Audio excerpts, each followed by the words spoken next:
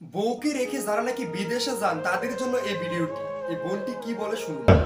একজন প্রবাসীর স্ত্রী যখন অন্য পুরুষের সাথে চলে যায় তখন এলাকা পাড়া প্রতিবেশী বিভিন্ন মানুষ বলে কি জানেন, খেতে ভরে কি বিদেশ গেছে কিন্তু ভাত কাপড়ে কি পেট ভরে, নারীর তো আরো চাহিদা আছে, বিভিন্ন ধরনের বাজে কথা বলে।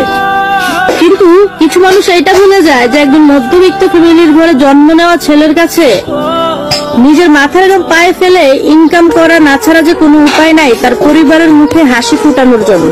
সেই কষ্টটা কেউ বোঝে না, বিভিন্ন ধরনের উল্টাপাল্টা কথা বলে। শারীরিক চাহিদা যদি একজন মানুষের সবকিছু হয় তাহলে আমার মনে হয় সে সংসার জীবন না করে অন্য সাইডে চলে যাক। অন্য সাইড কোনটা সেটা নিশ্চয়ই বুঝতে পারছেন, ওই সাইডে পুরুষের অভাব হয় না। আর সব থেকে ইম্পর্টেন্ট কথা কি জানেন, একজন পুরুষ মাথার ঘাম পায়ে ফেলে শরীরের রক্ত পানি করে তার পরিবারের জন্য টাকা ইনকাম করে আর সেই টাকাই পাঠায়।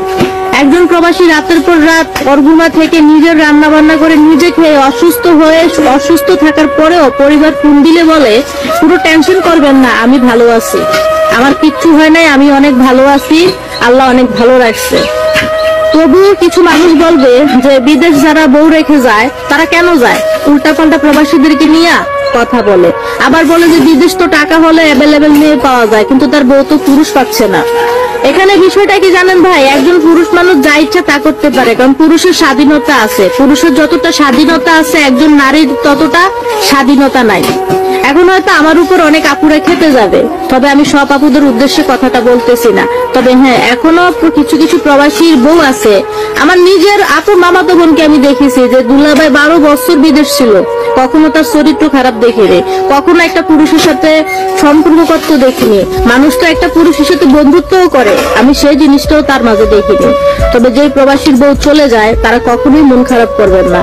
বা অনেক পুরুষ তো বউ চলে গেলে স্টক পর্যন্ত করে। স্টক করে কেন, যে তার বউকে সে অনেক ভালোবাসতো, আর দ্বিতীয় কারণ হচ্ছে যে তার সন্তান ছিল, তার সন্তানগুলার কি হবে, তার সন্তানগুলা কাকে মা ডাকবে।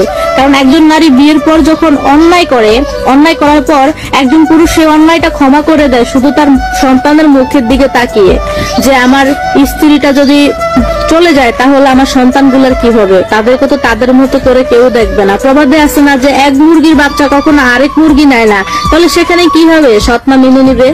পুরুষ অতিরিক্ত তিক্ত হওয়ার পরে একজন নারীকে তার জীবন থেকে ত্যাগ করে বা তালাক দেয়। অতি সহজে অতি শখে কখনো কোনো পুরুষ তার স্ত্রীকে তালাক দেয় না।